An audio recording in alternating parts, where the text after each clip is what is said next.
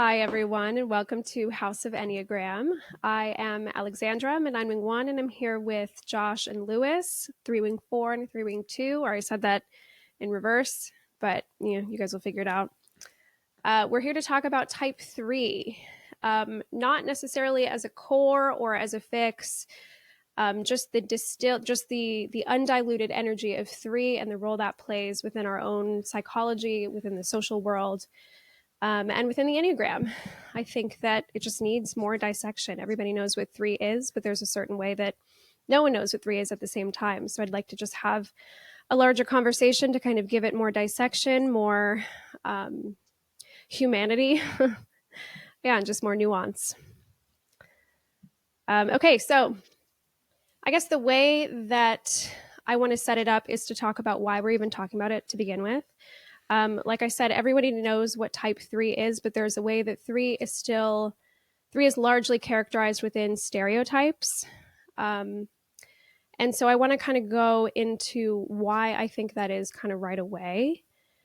So to begin with, 3 as an attachment type, well, within the Enneagram world, the attachment types are making up the majority of the population. So 9 is the most common body fix, 6 is the most common head fix, and then 3 is the most common heart fix, which means that most people have a 3 fix. And so just like that as a baseline, there is a kind of water that we're all swimming in, kind of mentality around 3, which means that because we all have it, because it's all just within our programming, no one really knows how to distinguish it against itself. Like, we're going to be paying more attention to the outliers in 2 and 4 just because they are so different. And then because 3 is a type structure that gives its attention, or is just like tracking what gets attention, these outliers are going to be getting attention, which means that they get more dissection. So 2 and 4 is just understood with more precision and with this more like alien interest than 3 does, because we just all have it. Okay, so that's the first part. That's the first element. And the second element, I think, is because while 3 is the most common fix, the most common types, like core types, are going to be 9s and 6s. So even with these 9s and 6s having a 3 fix, the expression of that 3 fix it has to go through the filtration process of a 6 core or a 9 core. So it's not being expressed in like an undiluted energy. Is that making sense so far? Okay. Yes. So like me as a 3, I do 3 in the style of 9. I don't do 3 in the style of 3. And so 6 is doing 3 in the style of 6, not in the style of 3. And then there's an extra element that because of that, 9 and 6 both have a relationship to 3 that is, because they're all connected on the lines of integration and disintegration, there's going to be a reaction to 3 as a distilled energy. Like, how do I say this? Like, as a 9, doing 3 in the 3 way feels wrong to me. You know what I mean? Like, I'm doing 3 in a 9 way. And so when I see 3s being like full 3s, I have a way that I'm like, that's wrong. That's the wrong way to do it. And because it's the wrong way to do it, that's not me and I don't have it. Is that making sense? And so 6 has its own relationship to that as well, just being on the opposite line of the, connecting lines or whatever. Okay. Yeah, I mean, I think that's a good setup just to begin with. This is already just, it's already just clouding the value of 3 as its own distinct energy, not necessarily as a core, but like, because of this sort of shadow projection I can have with 3 as a distilled energy, that's keeping me from understanding what 3 as an energy is within myself. Like, when I look at 3s, I'm obviously kind of also doing what they're doing, just within my own, just through the filtration of a 9. But because I can't embody all of that, I'm sort of disowning what they're doing, which means that part of myself is left not understood. And I think that's happening to most people, which is why we can have these projections onto 3 as being like plastic, as being like narcissistically achievement oriented, as being, just like attention grabbing or whatever. Like I have all of those traits too. I'm just doing it in a subtle, kind of sneakier way. Yeah. So is this episode like make 3 great again? I would say so. Yeah, I would say so. Jeez. Yeah. A lot of this is also coming from, I see it most often with like 4 fixed people and their reaction to 3. So a lot of this is going to be in response to that as well. I do want to talk about what those stereotypes are, and then how do I want to say it? Not my reaction to it, but just like speaking to the experience of what that stereotype is. Maybe we could pass it over to Josh to kind of set up 3 type structure just as a baseline for people that don't know.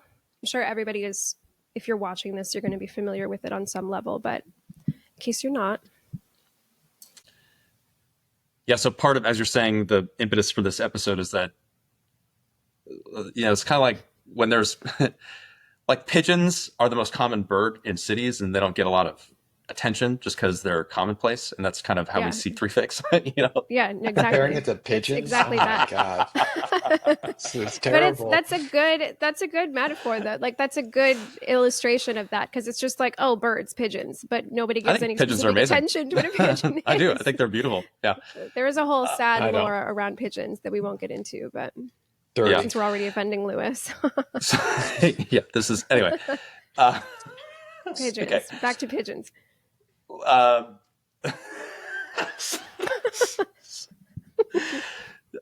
So the thing about when something is commonplace, or when it's, when most of the population is swimming in with, for example, 3 fix as a background, then obviously we pay attention more to the anomalies. Like 4 and 2 become more interesting to us because everyone's got a 3 fix.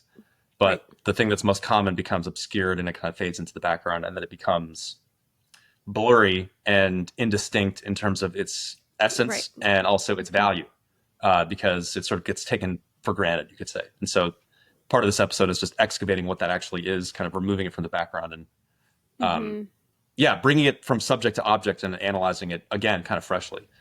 So, I'll say just before that, like a kind of thought experiment around this is like, if frustration replaced attachment in like some alternate reality, how would we understand the 3 fix against the 4, which would be the common thing, right? Which would be like their ultimate terror. And also 3 probably still wouldn't get excavated because 4 doesn't look outside of itself, but the thought experiment still works. So first of all, type 3 is in the heart center. And in very brief, the center's body, heart, and mind. The body types 8, 9, and 1 are interested in life force and boundaries and being unconstrained to use their life force in whatever direction they want. The heart types 2, 3, and 4 are interested in in being seen and having their subjective experience mirrored and valued, and in presenting an image that is worthy of the kind of admiring attention that they're seeking. And the types in the mental center 5, 6, and 7 are seeking a kind of reliable orientation to like a map of reality that they can orient themselves by that feels reliable and certain. And so just honing in on the heart center with this primary ego agenda of wanting to feel seen, types 2, 3, and 4 have different ways of constructing an identity that they would like to be mirrored and validated. Type 2 is sort of constructing an identity out of how it participates in relationship. Type 4 is constructing an identity out of how it, in a certain way, withdraws from relationship or is an independent entity of its own, sort of sourcing itself from within. And type 3 is manifesting an identity based on just its sense of potential and kind of excellence and being all it can be. Mm-hmm.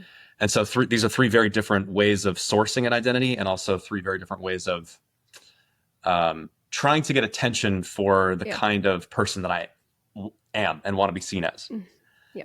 And so something else that would be important to say about type 3 is, in contrast to the other types, is that type 3 is an assertive type, whereas type 4 is withdrawn, and type 2 is what we call a compliant type or a conscientious type.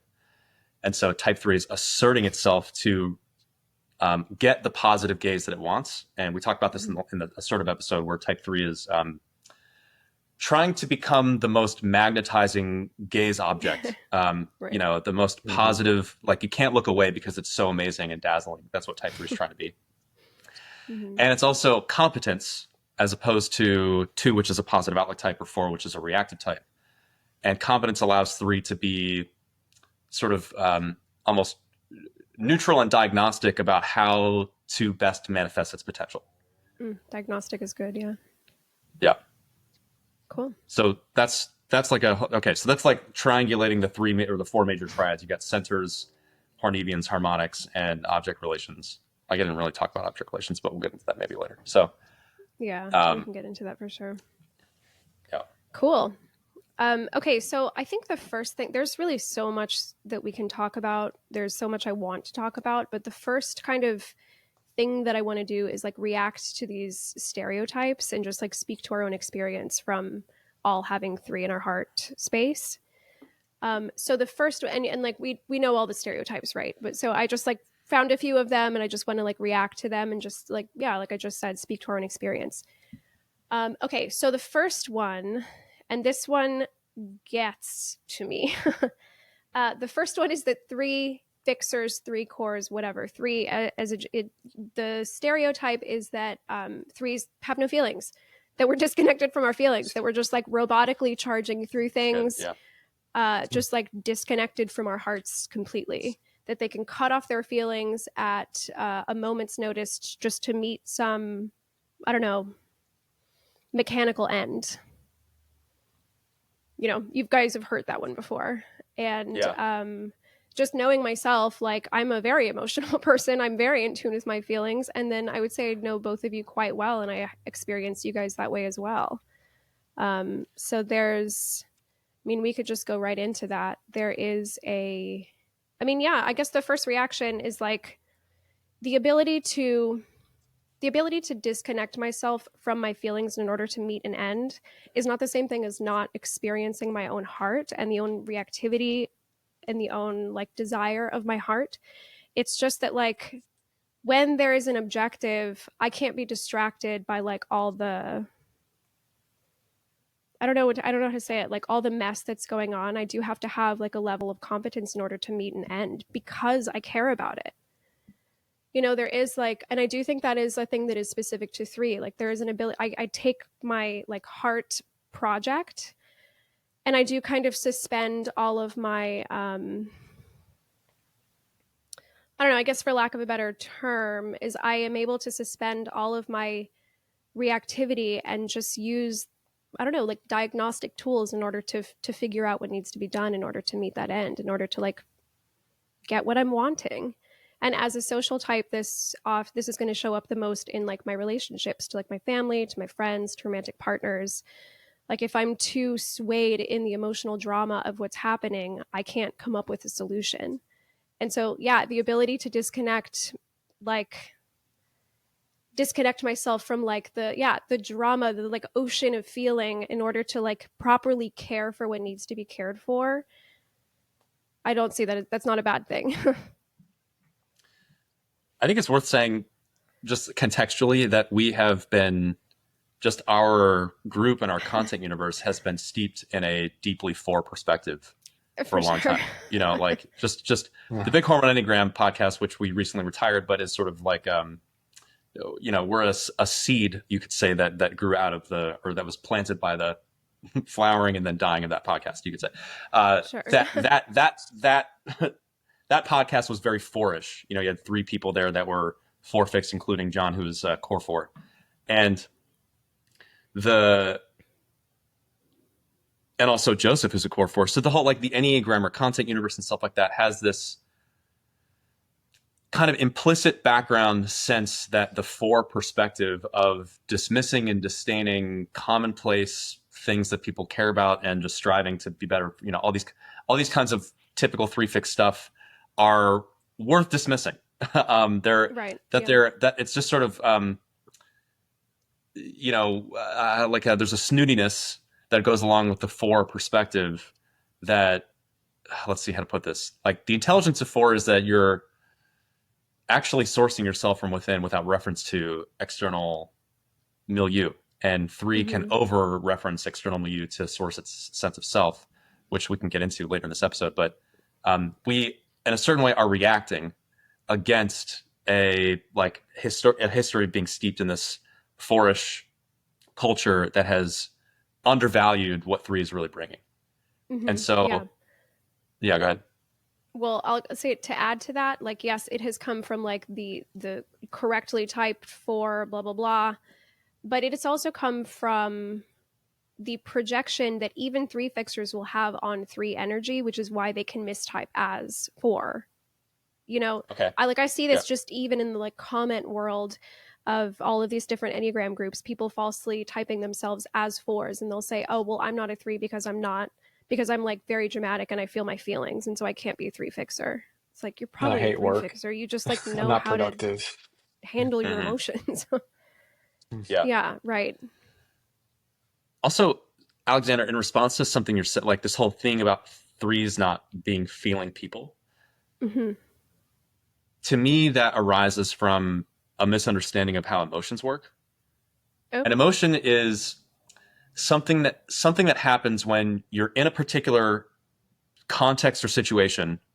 You're having a somatic experience, and then you give that somatic experience an interpretation that is appropriate to that context. There is a deep relationship from the bottom up, body, heart, minds, to like constructing an emotion. Basically, an emotion is a 3-centered process. It's not confined to the heart center. And I think disentangling the word emotion from the heart center is a really important thing to actually understand what the heart center is. Because the heart center is about how you see yourself and your identity. It's not about your emotional life, at least narrowly defined as such. So what I mean is, you have like a body reaction to something. That's your somatic body center experience of something. Your heart center, how you see yourself, is what frames up or it's what allows for you to interpret. Actually, let me do this a different way. Whatever feeling that you're going to label that you're having is limited by what you see yourself as. If your identity is I'm the kind of person who doesn't ever feel sad, then that's your heart center creating a frame that your mental center has to operate within. And so if you're, I don't know, a type 7 or something, and your identity is like, I'm a happy person, and something really sad happens to you, and you reframe it that like, actually, this is really great. It's a growing experience for me. It's because in your heart center, you have blocked out the possibility that you're the kind of person who can feel sad. Makes sense? Okay. And so the idea of like the heart center is what frames the kind of person you allow yourself to be. And so you have like a body experience, you have a heart center that is like framing what's possible for you to label that experience as, and then a mental center that swoops in to actually name and label that experience. Yeah, that's good. Okay, so with that kind of structure in mind, type 3, which sees itself as competent and valuable, will often frame out of its experience, or try to frame out of its experience, aspects of its identity that aren't valuable, that aren't admirable. But that's structurally speaking how it constructs its sense of self and its emotional life. It's the same way that 4 does, where a 4 says, I'm not the kind of person who experiences saccharine, maudlin emotions when I see, when I receive a Hallmark card. I'm not that kind of person. Yeah. Right. Does that make sense? As a 2, I see myself as the kind of person who responds to expressions of love and who is loving and all this kind of stuff. And so when I receive a Hallmark card from somebody, then my heart center sense of self has already framed up and given me permission to experience happiness with the receiving of that gift. Does that make sense? And so it's kind of like your mental center is confined by this heart center framing, and then it reinforces it by the labeling of the emotion that it thinks you're having. So 3s have an emotional life that is architecturally structured just like everyone else's. However, the framing of a 3's identity allows for certain emotions to be within that framing, and then everything else to be without it. And so like an interesting conversation would be what kinds of emotions do 3s typically allow themselves to feel because of the way they frame their sense of self, versus 4 versus 2. Yeah, that's really good. Yeah. And do you think this is the same thing or the same thing as what do threes allow themselves to feel versus like what's the real range of feeling? Because I guess like, Yeah. I guess the reaction that I'm having to that is like kind of what I said, that I can kind of like put my feelings on hold and only use what's going to meet a certain end, only like allow what's going to meet a certain end. And then like when I have the time and space to like process and feel those other feelings, I'll do that then. Right. But in the moment, Yeah. it's Yeah. just about like what's gonna like meet the certain end. You know, like as a social type, it's gonna be like what's gonna activate the connection. Yeah. It That's seems a like good what point. you're referring Yeah. to is that there's some unconscious feelings happening in the background, even while consciously neutralizing to complete a task. And what Mm-hmm. those Yeah. conscious feelings are framed around your identity. Yeah. Your identity is like as a three, your identity is framed around, this is oversimplifying it, but let's just say the word competence. I'm a competent person. And Mm-hmm. so when there's a task at hand and my dog just died, then as a competent person, I think to myself, Mm-hmm. okay, like, yeah, I might be, feeling a certain way, but I'm not going to let myself experience that. I have to just only summon the kind of inner experience that will allow me to complete this task that's in front of me. And Mm-hmm. then maybe later, if I get to it, I can feel sad, Right. depending on how Yeah. actually in touch I am with myself. Mm-hmm. Where this gets really nuanced is, um, as a three, I'm always unconsciously carrying some framing of what I think a valuable person is.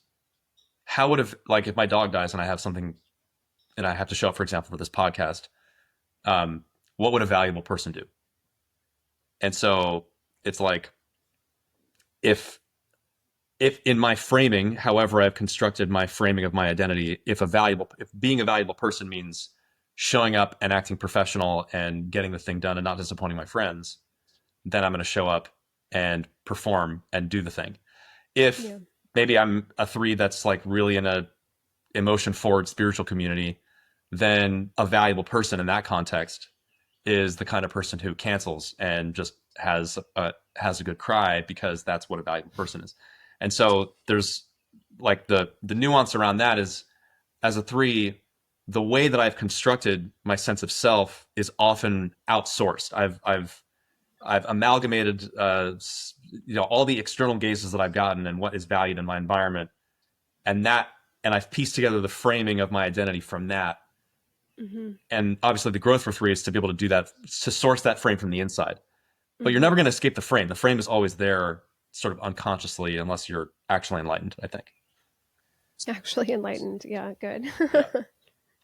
Regarding that bullet point, the point that I really just wanted to drive home is just the active presence of an emotional life that can be put aside in order to like meet some end, right? Like there is with three being a competence type and with three being an attachment type. Well, I guess the attachment type comes in later, but I think like competence in the heart space is really valuable in times of, I don't know, kind of like emotional chaos or whatever.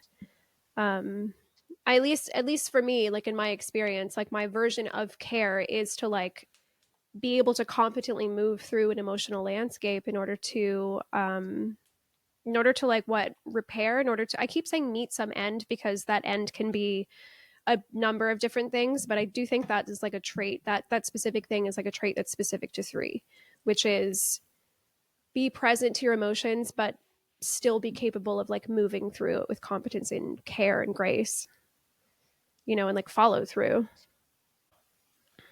And I do think that in just to compare it, because a lot of, I hear this comment, I've seen it, like I said, I've seen it in like Enneagram comment forums or whatever they're called, that approach is considered false because it's not honoring the reactivity of the moment. Yeah. And I just Yeah. don't see it that way. And I just don't experience it that way. I don't think I'm being false because I'm not like thrashing around like a wildebeest. I think it's this is my version of showing up and of caring, is to just handle shit. Yeah. I guess that's pointing to like a core difference in how type 3 and type 4 construct their identity and how they frame sort of what experiences, what inner, or a way to put it would be like, metaphorically, your subjective experience is just constantly arising from some inner fountain. There's always some experience that's coming up in reaction to life. Mm-hmm. And type 4 becomes indulgent in um, attending to and needing to express and protect every individual drop of that fountain, and Mm-hmm. to not have it interfered with by any external thing. Whereas type 3 is more willing to just sort of um, almost like put a stopper on the fountain or something, to just handle life, or to try to manage that fountain in a different way, or not be overwhelmed or overtaken, Yeah, not have like the fountain like control pulled me. in by it. Right. Yeah. Yeah. Yeah. Mm-hmm. And I guess what I was saying earlier, I think I said attachment and competence. I meant to say assertive and competence. That's like where that Okay. intersection really moves through that landscape really well. It's not going to be taken by a current, right? It can like maintain its objective Yeah. in a sort of like a rushing river of turbulence, I guess. Yeah, and I think where the conversation really opens up is when it's like, okay, so type 3 is not just trying to uphold a rigid image of itself as competent. It's trying to manifest its potential. And the let's see how to put this. Like, you can't me- become all you can be if you're attending to every single drop of that fountain. Every single little feeling that comes up, every thought, every subjective mood and preference and taste. If all of that is just, if that's where the sacredness is, then you don't have time to do push-ups, or to practice piano, or to do work, to Mm-hmm. develop something. And there has to be an aspect of your sense of self that exists outside of that is more solid and stable and not as mercurial, and is able to be summoned even in the face of big waves coming up from that fountain. Mm-hmm. Yeah. Yeah. Yeah, and to add to that too, like if you're taken away by every little drop that's coming up, that also obstructs your view of what you're trying to do. Maybe I'm saying the exact same thing that you're saying. But I think another thing that's specific to 3 is being an attachment type. There's a kind of dual channel thing that's happening where 3 in the identity center, in the heart center, has a pulse on their own sort of like heart desire. I don't mean heart in like the emotional way, but in just like an identity desire. And then it has a pulse on external reality. And I think in order to manifest potential, you do have to keep a pulse on both things, because your internal, how do I say this? Like your internal desire is like the objective, right? Like this is the like engine that's going to move. But keeping a pulse on the external reality is like, how do I say this? It's like um it's just like an objective view of the starting line and what the terrain is. Is that making sense? I kind of lost my train of thought with that, but there's something in that around like this kind of dual chant. Like if you're taken over by every bit of reactivity, or every kind of like, for shorthand, just this like hexad um, goal, I guess we'll say, that means that you like inherently can't keep two pulses on, like you just can't keep an eye on both locations. I can't keep an eye on myself, and I can't keep an eye on where I'm wanting to go and all the obstacles that are in the way of me getting to where I want to go.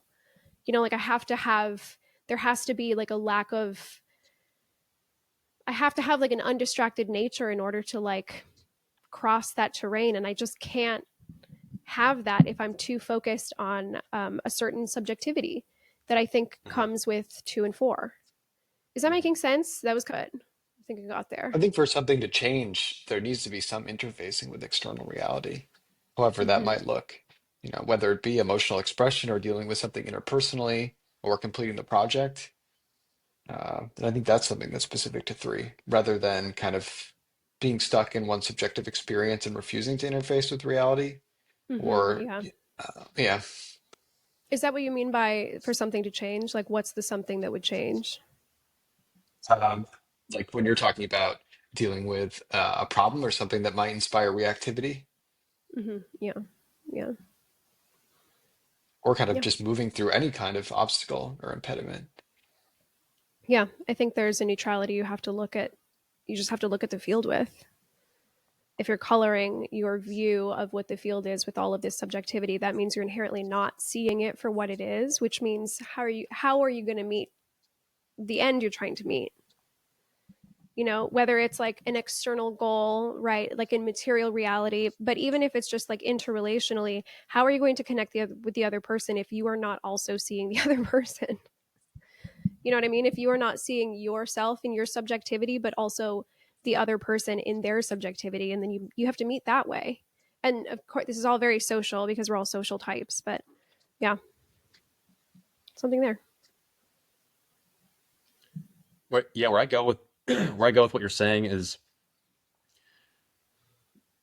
like part of the way I think of four is that four is protecting itself against contamination Mm-hmm. by aspects of the external world that would force it to leave itself, to abandon itself. You know, it's like I am as a four, I'm I don't know, things that are precious and sacred and beautiful to me are so rare, and I find those things, and it's like this is where I have to be to feel like myself. You know, I have to be in this little thing. And if someone invites me to dinner when I don't want to, or if I have to go to an art exhibit that's like I think the art is shit or something, it's like it's forcing me to interface with something that is incongruent with who I am.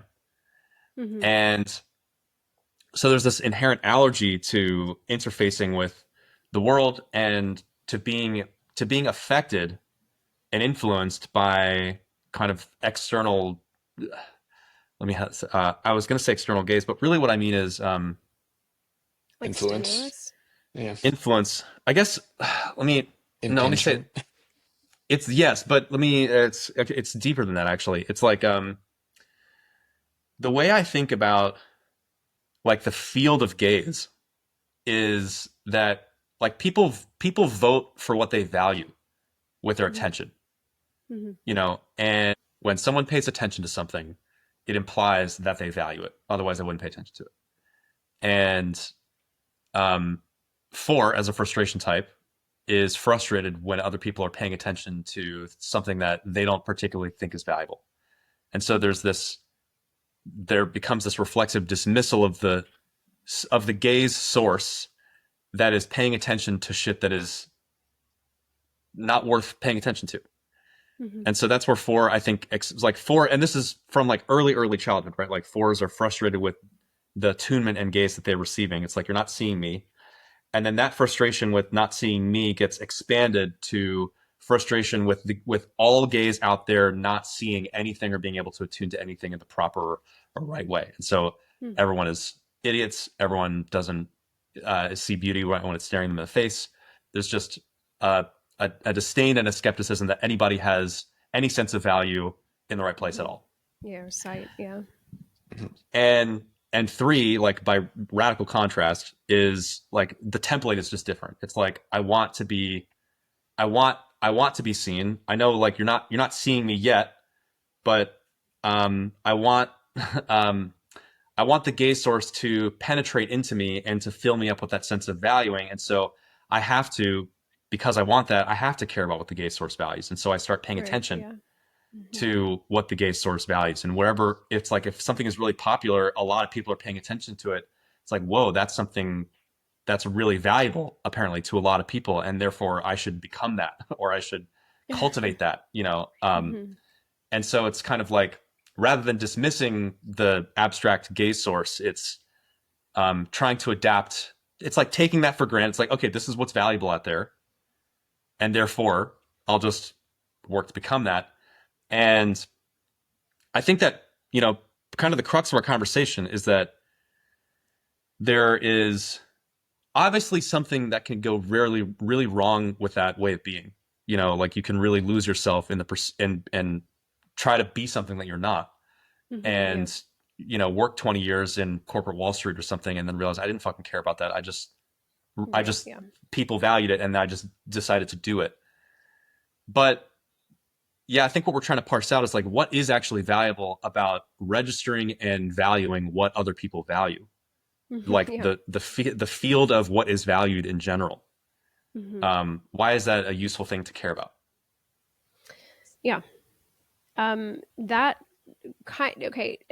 I want to do this because it's going to be related to what we're about to talk about and what we've been talking about. But this is like Mm-hmm. another stereotype that can just be responded to, which is that threes need a ton of validation, need a ton of attention, you know, have this kind of like attention whore thing, need a bunch of praise, that kind of stuff. We see that in the literature. Well, yeah, we do actually do see that in the literature. Maybe not that word, but we see that as like the distortion of three, just being like overly reliant on this kind of like external praise. And of course, in distorted and like low levels of health, whatever, like that is true.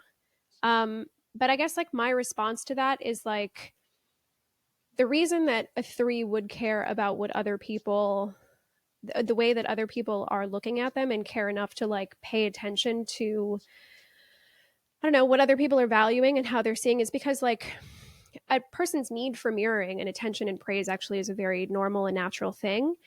And I think that even the phrasing around like threes need so much attention or like threes are attention whores or like need all of this praise and validation, blah, blah, blah. I think the tone around that, tone policing, whatever, but I do think the tone around that comes from a shamed place. Yes. Like, I think it comes from Hmm. a place of like either you are dismissing that need within yourself. Well, I think that's just the bottom line. You're just dismissing that need within yourself. You're ashamed of it. Um, Seen as and weak. so it seems weak. Yes. And so like so I guess the first response I have to that is to say, well, I guess that was the first response. So the second response would be 2 and 4. Josh, you kind of said this already. 2 and 4 are also doing that. You said this at the top while you were dissecting everything, but 2 and 4 are also doing that. They have they have found a way to kind of like stylize their method of getting it done. You know, like 4 is withdrawing to source their identity in this like very original differentiated way, and also consist when they do get gays, they are consistently saying that's not it, that's not it, that's not it, and it creates this kind of vacuum where they are pulling attention to keep, they're actually keeping attention by saying like you're not getting it right, you're not getting it right, you're not getting it right. Right. Yeah. Yeah. They're Yeah. getting attention that way. And Right. then Yeah, 2 there's a is need for things to giving. reject, yeah, coming in with some Yes. regularity. Yeah. Yeah. Yeah. Right. That's why they're like kind of creating their identity as this like impossible to solve puzzle. It is a need for attention. um and then 2 on the opposite end, the way that they're doing it is by giving so much gaze that they force people into this reciprocal dynamic where they then have to be given attention and praise and validation and blah da da da da. Like everyone's getting their fucking little head pats at the end of the day. Uh-huh. So I think the reason there's so much shame around the 3 version of doing that is because 3 is not a stylized version of doing that. When we look at like the Enneagram, 3 is the anchor of the heart center, which means it is like, this is the style that isn't being, I don't want to say it's not being distorted because that's not totally true, but it's what the most pure, even that sounds too whatever, but it's like, it's the closest, how do I say it? It's like, it's the style that feels the most similar to like a little kid getting their parents' attention because they're needing certain mirroring in order to feel that their identity is coming together. It feels like it's more true to the need itself. Yeah. Yes. Yes, that was a much better way of putting that. Yeah. Yeah. So I guess the main response is like, yeah, everybody needs attention. Everyone does. And I think that like I think that threes get shamed for the type of way that they're going after it because it is assertive and direct, you know, and it's rather than going through these like kind of indirect stylized ways of ultimately meeting the same goal, three is trying to make themselves as like grand and valuable as possible in order to get this like validation that everybody needs. It's just a basic fucking human need. Mhm. It's like when you're able to actually face the need for what it is, it makes what's coming through a lot more real and a lot more Mm-hmm. valuable. Yeah, and a lot more saturated. Yeah, a lot more direct, I think. Of course, that's a Yeah. bias, of course, being a three fixer myself, but it just seems like the most direct way to get that need met is to just put it all out there. This point about three not having style, I think is a really big Uh-huh. one. It's like four and two are the most quote unquote stylized or flavorful Yeah, flavored is expressions good. Yeah. of of the heart center. And so yeah, sort of escaping that bias. Like I guess it's saying that three doesn't have style comes from that four it like need to be like individuated Yeah, super stylized. Yeah. in a unique stylized kind of way. Mm-hmm. But let's see, there are aspects of selfhood that are beyond style. You know, that there or another way to put it is that I think four would consider your unique individual expression what we're calling style as like the actual substance of a self. Mm. But three doesn't necessarily consider that the substance of a self. I think three considers the substance of a self to be more um, the substance of myself that I have actuated through like Mm-hmm. uh, I don't know, working hard, I like accomplishment, Development. Yeah. development, Yeah. you know, Yeah. Yeah. Actualization of potential. Yeah. Yeah. yeah, and Externalization of potential, maybe is a better way to say it. yeah, and there's things that are cool about that, like you know, you're not going to become I don't know, like let's say we all cared about basketball. You're not going to beat me in I'm out. basketball by being really stylish. You know, Yeah. you're going to beat me. Yeah. You're going to beat me by getting really good at the fundamentals and learning how to shoot and dribble and drive to the basket. And that's what three wants to do. You know, it wants to get Mm-hmm. good at the thing. Mm-hmm. And Yeah. Yeah. it draws a sense of self-worth from that. And the distinction I think is um, you know, where people go wrong is they think that threes are just doing that because they want to be admired by external gaze. And yes, that is true sometimes. But threes actually draw a sense of self-worth from being proud of themselves, Mm-hmm. Yeah. you know, by Mm-hmm. accomplishing something that they like. When you set a goal and you accomplish it, that feels really good. You know, you Yeah. internalize the success and that creates confidence. And just having confidence that is substantiated by this is kind of 3 line to 6. It's like by the evidence of my past accomplishment, what I've proven I can do. Mm-hmm. You know, it's like that Yeah. feels good. You Yeah. know, Yeah. Yeah. It's like skills and capacity is part of your identity too. It's a pretty big part of yeah, it. And Mm-hmm. part of development and mastery is getting to a point where you develop your own style. Like that's just going to happen the more you push yourself into something. that's true Mm, too. yeah. Yeah. That's a good point. Yeah. Yeah. And it feels like that ends up being it can't not be something that is a personal, authentic expression, even though you're doing something that is, let's say, socially recognizable and socially recognizable as good or valuable. Mm-hmm. Yeah. Yeah. And then to bring it back to that like original I guess this is the object relation and maybe one of you guys can explain that better than I can. But just to bring it back to that original object relation, it's like yeah, like children learn who they are by what attempting to do things by developing their confidence and then they do kind of look back to mom and dad for that validation of like yeah good job you did a good job and then they're like amazing yeah I'm doing a great job and then they like keep going.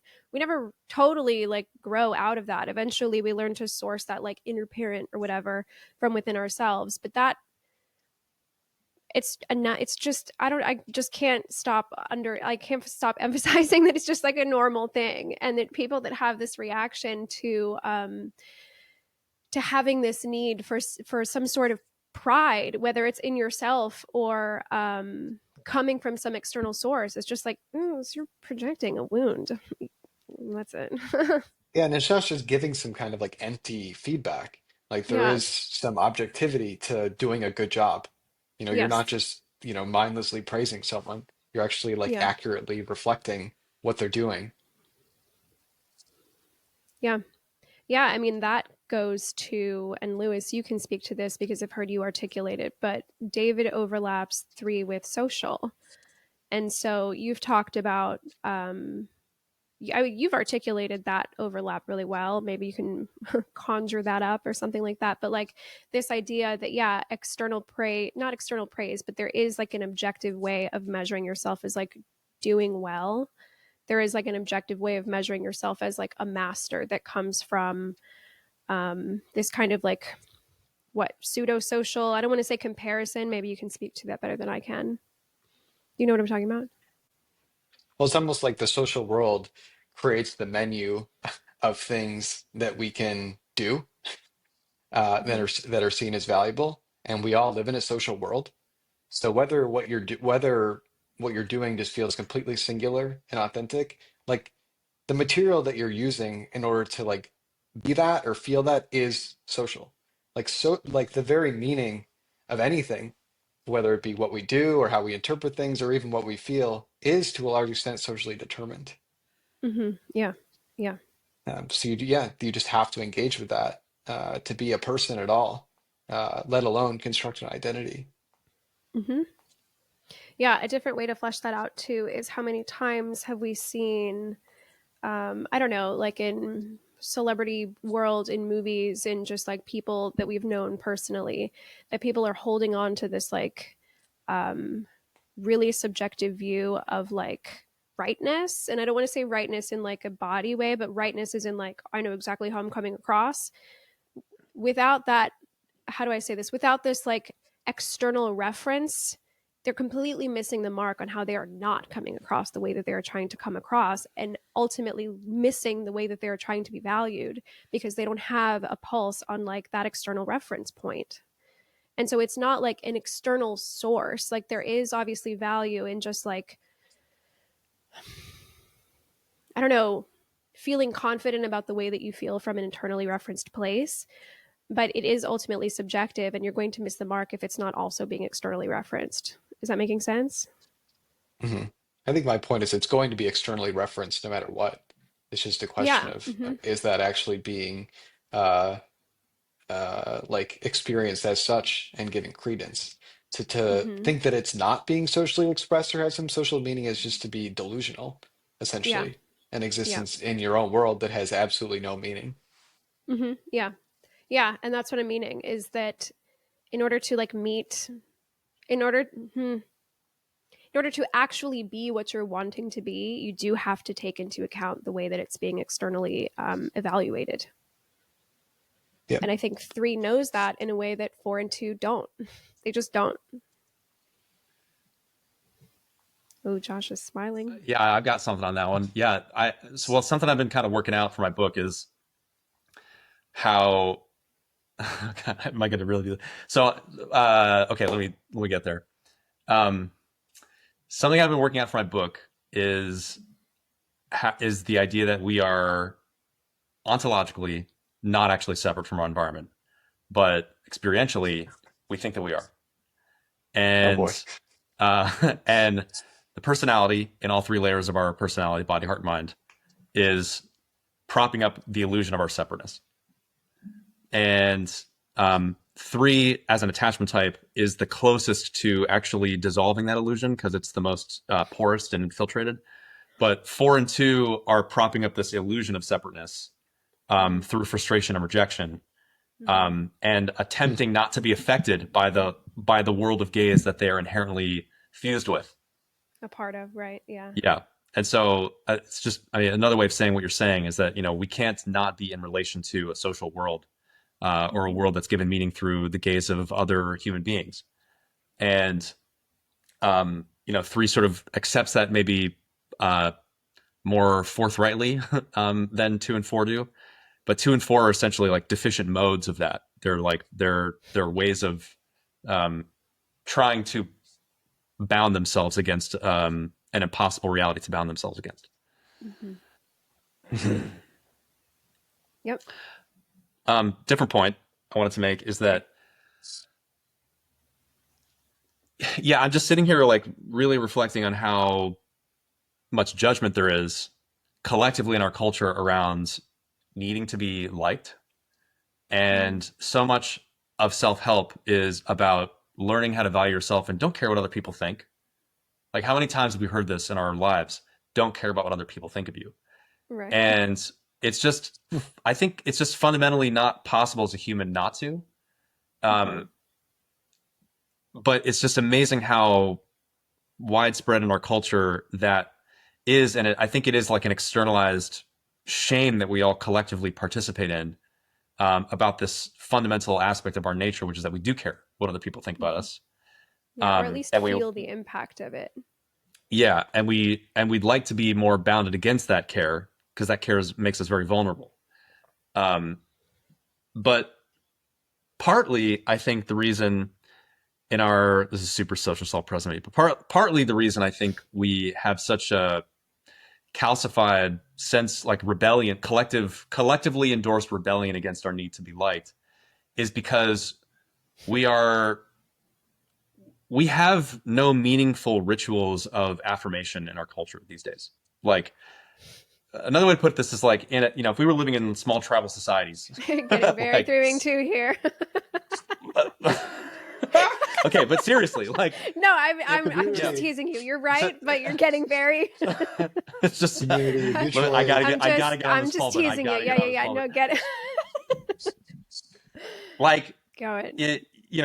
there were rituals of becoming an adult. Like, for example, in some indigenous cultures, when you turn 16, they give you a knife, they send you out into the woods, and you have to survive for 4 days. And if you come back and you have survived, then you are received by the tribe as a man.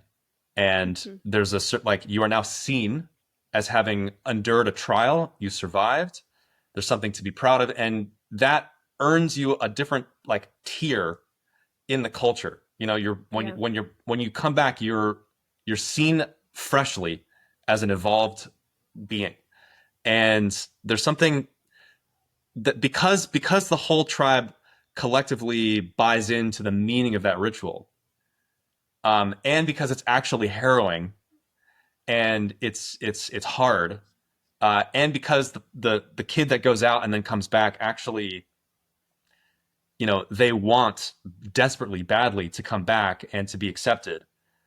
There's so much meaning infused in that collectively on both sides, Whereas, for example, most people don't give a shit about their school. If they get a good grade, it's like, yeah, you got a good grade and then you graduate, and that's supposed to be this ceremony of coming of age and accomplishment. But for the most people, it's just this thing you dissociate through.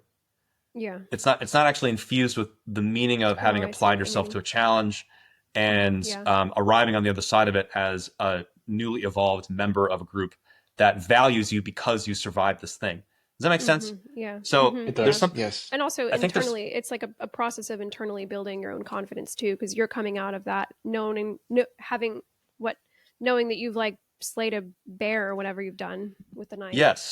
Yes. And talk about things that have socially infused meaning. That's a really good example of it. But I guess I think more deeply than that, what I'm saying is that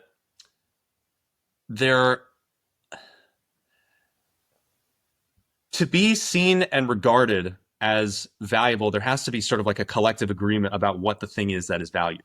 Does that make sense? Yeah. You're saying in those societies, it's completely objective what makes you valuable and when you are valuable. Whereas now that just doesn't exist. And you actually care about it. So when you actually go through the ritual and you come back, it means something to you. And there's something about, maybe I'm building to a point about how 3 experiences meaning. It's the center of the heart center. It's like, it is meaningful to go through rites of passage and to apply yourself to challenges and to come out the other side and to be seen by people who also care about that with a certain level of respect and admiration for having done that. Maybe they did it too. Maybe they understand what it took and they see the effort that it took of you to do that. And just that being received with that understanding gaze about your accomplishment is really powerful, but we don't anyway, my point is we don't really have that in our culture. And so that level of being seen for accomplishments, typically that's reserved just for people who win like the Heisman Trophy or, you know, the MVP of the Right. NBA Yeah. or whatever. It's like you get these more and more rarefied eras of, and it's like we envy them, but in our local worlds of like, I'm just a normal fucking kid at a high school. Where's my community that's really valuing the trials that I'm going through right now? How am I being seen for it? And am I actually Mm-hmm. opting into it with a sense of deep care? I'm applying my whole self to some challenge that I'm overcoming, and Mm-hmm. being supported and then received by a community. That to me, that would be like healthy three energy infusing a culture, you know? Hmm. Yeah, Um, that's good. Yeah. Yeah, so that's I because really we're think good. so the thing with diffused, that yeah, go ahead. is, Yeah. well, for me, the limitation with that kind of social structure that you're talking about is that it doesn't really take into account people's individuality. You know, it's Right. like Yeah, basically that's when true. you go through Yeah. the trial Yeah. and you complete the task, then you're a man, right? And what a man is this more like kind of universal Yeah, that's true. uh Yeah. concept of man, right? Doesn't take account for like, okay, how did you go about this? What was your plan? What was like what specifically uh what did this mean to you individually to do it? Yeah. Yeah. Yeah, Yeah. and what is Yeah. your individual style of going through it? Yeah, I see what you're meaning. Yeah, you're bringing the four wing back into the conversation. Hmm. No, that's actually a very good point. I mean, I guess if you were like architecting a culture, you could build that in some way. Um, you I know, mean, so the thought project, the idea still works. There's like way to stylize it with what the individual person needs. But I think the point you're trying to make is that yeah, the three energy is making meaning by applying itself, proving itself, and then being proud of that accomplishment, whatever that accomplishment is. You know, like yeah. in the literature, there's a lot of nonsense around like, oh, it's just like I don't know, like meeting arbitrary goals. Um, and I'm sure some people are doing that, but I do think that's again just like a way to strip the value of three energy because there is I mean, it's just a natural process to go through that when you see yourself, when you experience yourself going through hard things, overcoming hard things, and then surviving those hard things and being able to move on to the next hard thing, that does develop a sense of character and identity and confidence and capacity, which are all, three like hallmarks. And that's going to exist. And okay, so, and that's kind of brings me back to the original point that that's going to show up in every person with an activated three energy. So three fixers, whether they're nines or sixes, three cores. But also, that just is the baseline truth of even people without three in their typology, in their type structure. Like, that just is the way that you develop yourself as a confident person. That's the way that that's also like the reckoning of your internal application to the outside world and then like figuring that out through your own capacity and assertive like will or whatever. That is how you cultivate your identity. That is how you source. Maybe I'm just repeating myself, but that is how you source your inner confidence, whether you have a three fix, whether you have a two fix, whether you have a four fix.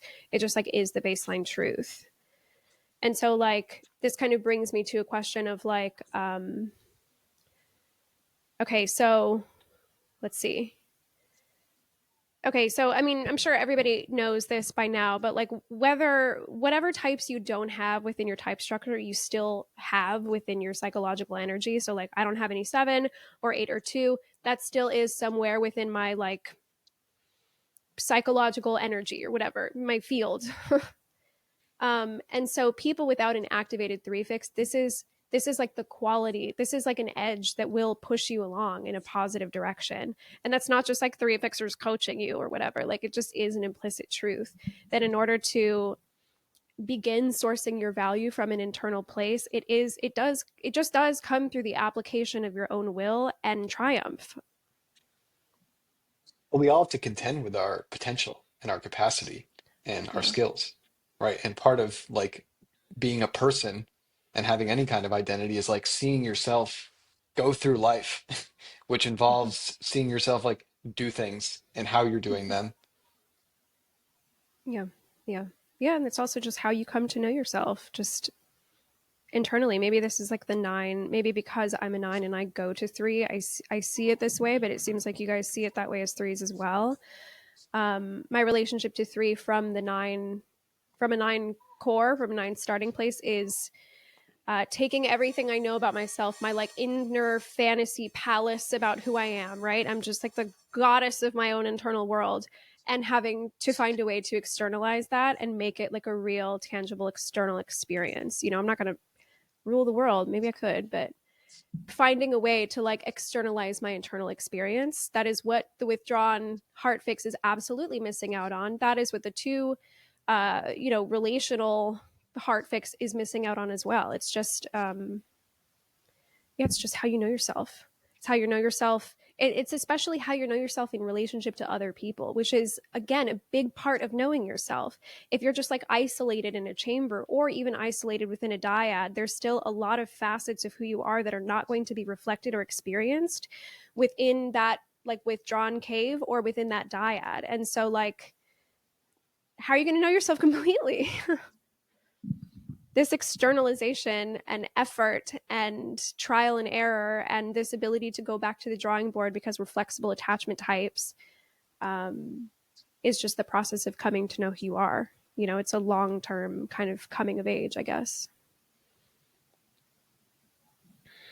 Liz, can you say more about contending with potential? I mean, it's a powerful statement, right? Like we all have to contend with our potential, whether or not we have a 3 fix. And yeah, I don't know. We start with an enormous amount of possibility, and we have to kind of choose ourselves in a certain way among those possibilities, and then we can develop, can or not, ourselves along some line of potential based on what we've chosen. Hmm. Yeah, I guess part of it is just existing in reality means we have to, yeah, maybe I'm repeating myself here, but we have to like do stuff, and we have to like figure out what tools, what equipment we have inside of us to do that. And the stuff that we do by choice and the stuff that we have to do as like a human living in a society does involve dealing with our potential. You know, we might feel that we have more potential to do one thing over another. We are going to have to move in that direction no matter what. Mm-hmm. Sure, there's a measure of choice, of course, but yeah, in order to exist, we do have to deal with, yeah, the tools that we have inside of us, Mm-hmm. and we have to Yeah. hone them and craft them. Yeah. We can explore potential more. So, okay, to kind of switch gears, because potential is just a big topic, and because we're all social, relational types, what is you guys just did the Assertion podcast and I listened to it, so I guess this would mostly be me answering the question.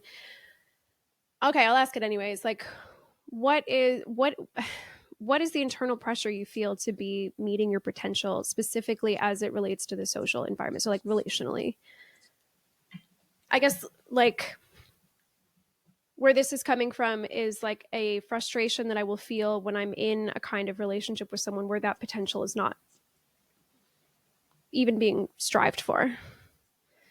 I guess like, okay, I'll illustrate it this way. Like in astrology, everybody has their own chart and all of that. And the chart is just like a blueprint. Ultimately, it is a blueprint of your potential. Like not every good thing reflected within the birth chart is just, you're just naturally going to have it without trying at all.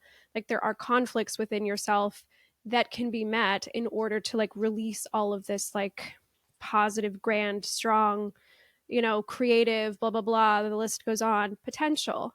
But it's up to you to actualize the potential within that birth chart.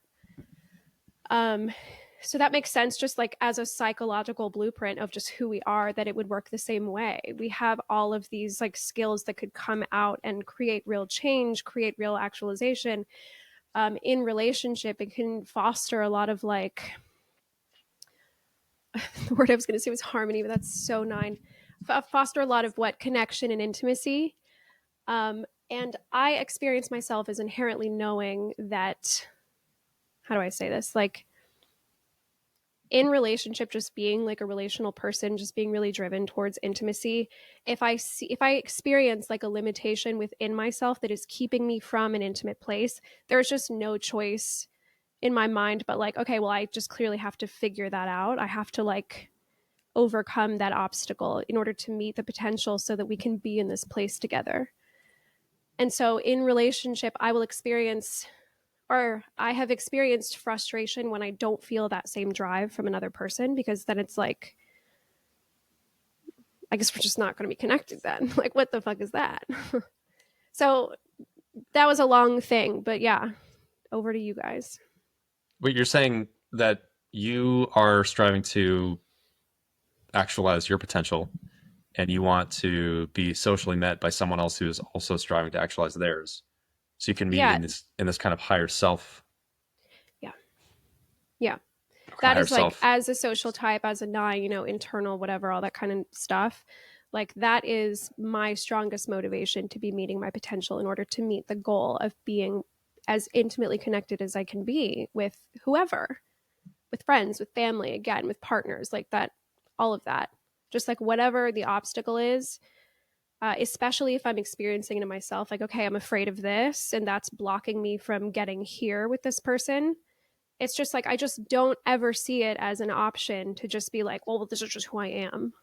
And so this is just how we have to operate. And I see that in frustration and rejection a lot. You Oh, know I what I see. mean? Of just like, this is the limitation of who I am, when it's like, no, it's not. This is just a psychological impasse you have to get over. The potential is there. There you go.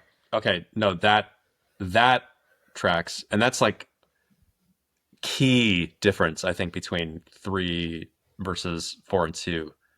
At least as Mm-hmm. it pertains to the social instinct and as you're framing it, but it's Yes, it's all yeah. extremely social, but what else do we have? I mean, I guess it's also like the just pointing to the adaptability of 3, where Mm-hmm. it's like um yeah, that is really fucking annoying. Where where 4 and 2 will just sort of um whether they explicitly say it or not, there's this it's sort of obvious that they're hitting a wall of Mm-hmm. selfhood, and the underlying assumption is that this is I've hit a boundary of self and it's Right. fixed and that it can't be pushed or expanded and I can't grow beyond it, or why would I, or something like that. But for 3, Mm-hmm. there's this sense of whenever I hit one of those walls, there's always the possibility that it can expand. Mm-hmm. Um, Yeah. yeah. Yeah. And to bring it back to astrology, because I realized I didn't finish my point, is like, yeah, everybody has their own birth chart, but also in astrology, there's this thing called a synastry reading, or composite charts, which is basically like a compatibility reading. Like, that's like a putting 2 birth charts together, and it reads the potential of a synergistic relationship between 2 people, and that has the same thing. It's just potential, and that potential can only be met when each individual person is realizing their own chart. You know what I mean? So like, I have to be at my best, Mhm. you have to be at my best, or at least striving for that, so that we can strive for the best, you know, kind of collaborative connection experience we can have together. Mhm. And obviously that can be applied in like, what, business partnerships, some kind of self-pres end, and sexual ends, like all of that kind of stuff. Like, it just, the I don't know, the importance of showing up as your best, which is, by the way, another stereotype that can, that's another stereotype that gets applied to 3s, is the drive to show up as your best is like inherently false, is inherently not showing up as like your full self. When I just also inherently disagree with that. Like, no, I'm striving to be my full self. That's why I'm trying to show up as my best. Part of the reason that I think and we're all triple attachment types here, but just speaking more broadly, maybe to our general community, and it's almost like I've had an awakening to the value of, you could almost say, calling it quits, or recognizing a boundary, recognizing that I have a limitation of self I can't Ugh. expand beyond, you know, Yeah. and being like, the buck stops here. I can't work more to do whatever. You know what I mean?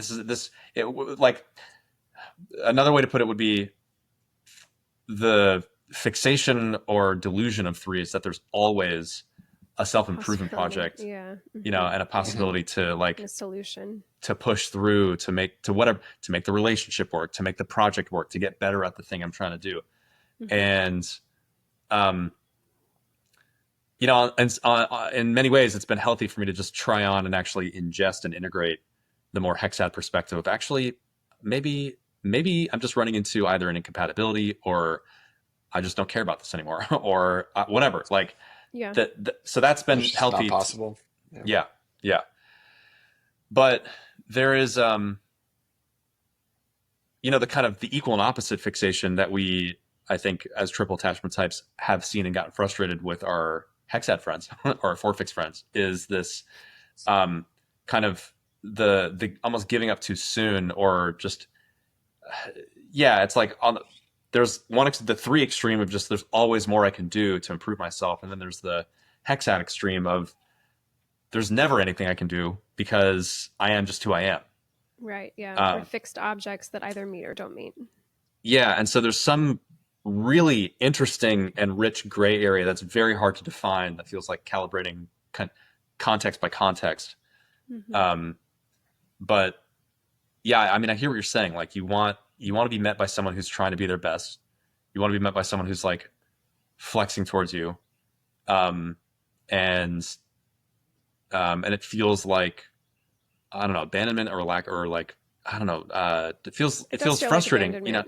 Yeah. It's like, come on, actually. like, don't you value me enough to, just like, don't you value me enough to try a little bit more, you know? And it's also just like, it like applied to relationship right away. Like vision is a 3 word, right? 3, wherever it lands within your whatever. And so it just feels like, the relationship to potential is also just like seeing the vision based on, like, for me as a 9, just like the somatic impressions I'm getting right now. This is just like the seed material, and this is where it could go. So like, let's get there.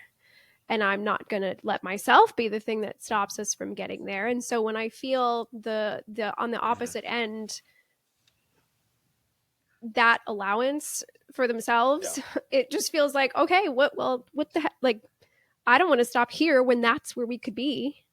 Like, let's go.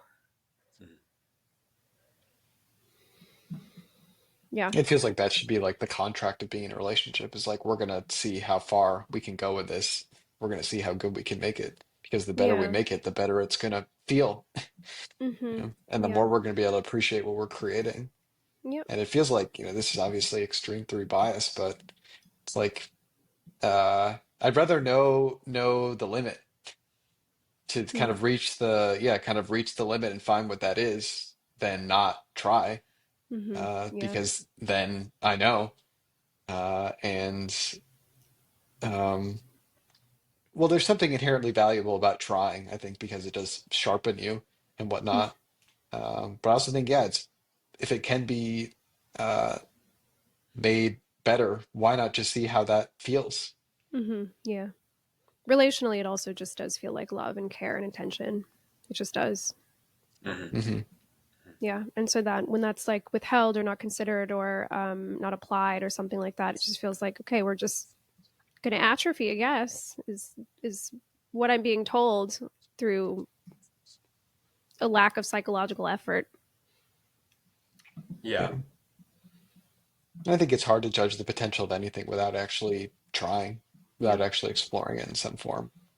To write it off prematurely just feels incorrect. Feels like an inaccurate appraisal of what's happening, what is actually there. Okay, well, yeah, this feels like a natural ending point, but I think this opens up a lot of other potential discussions about 3, like about authenticity and competition, how it interfaces with other attachment types, 3 and 4 versus 3 and 2. So we have a lot of work to do, and we'll be back completing more of it shortly. Sounds We'll good. be back for more coaching. Everyone get ready for coaching part 2. Everyone get to work. Come to work prepared. We're gonna open with a what is that like 18-part morning routine or whatever. I don't know. Josh will coach us through a morning routine. at the onset of the next episode. How about that? Yeah, we'll start at 4 a.m. We'll end at 8 a.m. and then we'll hop on the pod and we'll take Yeah. questions.